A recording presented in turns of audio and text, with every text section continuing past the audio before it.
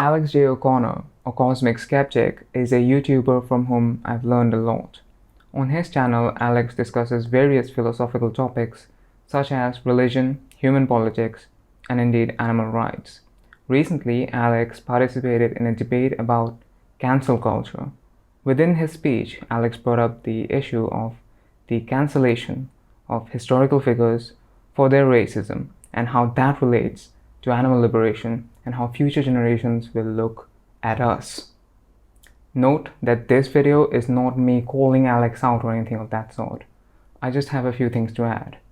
Anyway, with that cleared up, let's begin. Finally, embedded into cases of historical cancel culture is the presumption of moral clairvoyance. We don't just cancel current public figures for the things that they say and do, but also historical figures. The cover photo for this event tonight is an image of a statue of Winston Churchill with the words "was a racist" graffitied onto it. Churchill was obviously not a moral exemplar on issues of racial justice. We quite rightly condemn his historic abuses and prejudices. That is exactly right. But what is particularly interesting is how Churchill's racism functioned. As the Indian resistance against the British colonial rule in India was approaching its final stages, Winston Churchill, the then Prime Minister of the United Kingdom, did not like that. He remarked, quote, "I hate Indians. Indians are a beastly people with a beastly religion." Unquote. I want you to pay special attention to how Winston Churchill insulted Indians. It was not a general statement like Indians are inferior. He did not just stop at saying, "I hate Indians."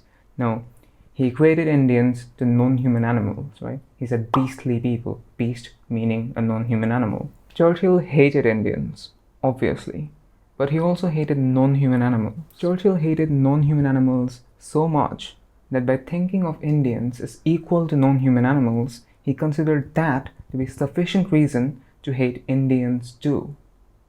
At the root of Churchill's racism was speciesism, and this hatred that Churchill held towards Indians, right, it led him to committing one of the worst crimes of the 20th century against human beings.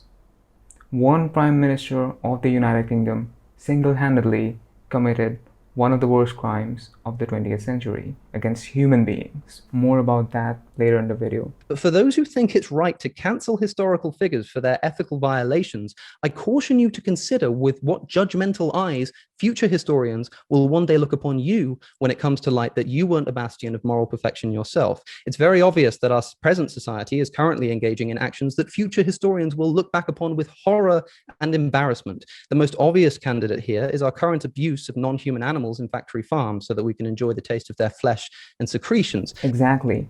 And this example of the British Empire, it fits quite nicely. You see, just as India was maintained as a British colony for British greed in the face of unimaginable Indian suffering, animal agriculture is maintained for human greed even in the face of unimaginable non-human animal suffering. Just as British colonizers used to say of Indians, "But they're not British, so this is okay." Carnists today say of non-human animals, "But they're not human beings, and therefore it's okay." It's the same biased and immoral mindset at play. By the way, if you're finding this video to be insightful, a sub to the channel would be exotic. Get it? Because that's what British colonialists used to refer to places like India as being exotic lands, to then come to India and then oppress us. Well, not us, my ancestors. That's not what you would be doing. But yeah, a sub to the channel would be greatly appreciated. So do be sure to hit that subscribe button. Factory farms are industrialized engines of animal cruelty, and the future will look back with shame on how we once tolerated this with folded arms. But that's not really fair of me to say, is it? That's not a fair comparison. I mean, you're a good person, you do good things, you sometimes give to charity, etc. Yeah, we may have an ethical blind spot on something like animal abuse, but who can blame us? We're only human. Ethical blind spot is what I would hear the future responding. Factory farming was responsible for causing pandemics, antibiotic resistance, ruining our health, destroying our ecosystem, and perpetuating animal torture. How can you call this a mere blind spot? It's indicative of an inexcusable moral laziness. And guess what? They're right. We are all complicit in inexcusable crimes that will one day be looked back upon with shame and embarrassment and confusion about how otherwise morally sensible people allowed it to continue. Ethical blind spot. is exactly how I would respond if someone were to say that Churchill had an ethical blind spot regarding Indian suffering. Remember I told you that Churchill hated Indians so much that it led him to committing one of the worst crimes against human beings in the 20th century? Yeah?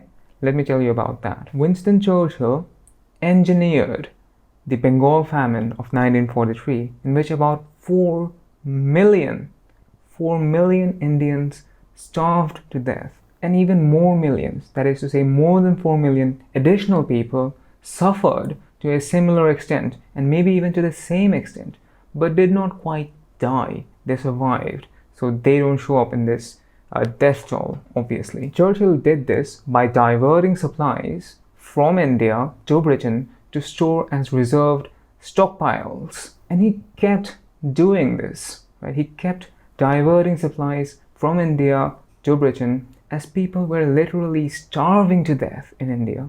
They were dropping dead in India.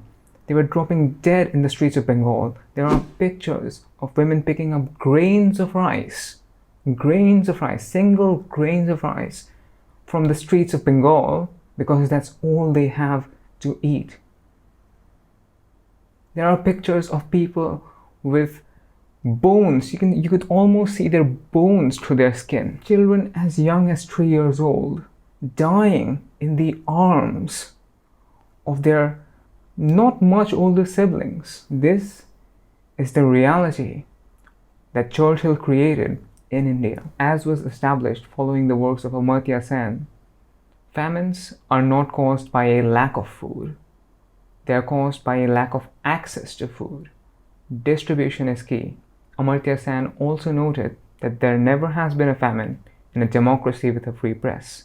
As conscience-stricken British officials in India wrote to Churchill, practically begging him to send food supplies to India, Churchill denied it. Churchill denied the request. He blamed the famine on the Indians. Winston Churchill said it was their own fault for breeding like rabbits. That's the phrase he used. Indians breed like rabbits, the famine is their own fault. Again, equating Indians to non-human animals to excuse the unimaginable suffering that he was causing onto millions of Indians. This reveals, of course, Churchill's xenophobia, racism, but most crucially, his most deeply embedded bigotry, speciesism. But guess what? Guess what? Globally, 4 million, the number of Indians who died at the hands of Winston Churchill, 4 million is the number of land animals that we kill every half an hour, less than every half an hour.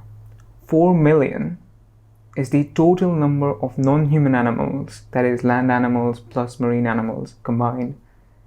That is the total number of non-human animals that we kill every 2 minutes, less than every 2 minutes. If what Winston Churchill did to Indians was bad and immoral, and I would submit to you that it was, then what we do onto non-human animals is exponentially worse, simply because of the sheer number of animals, of non-human animals, whom we are killing. About how otherwise morally sensible people allowed it to continue. We know this. Yet if it is true that historical figures should be cancelled on the basis of their ethical anachronisms, then we're not just committed to expecting that we'll all be cancelled ourselves in years to come for our current severe ethical failings. We're committed to positively advocating that this happen.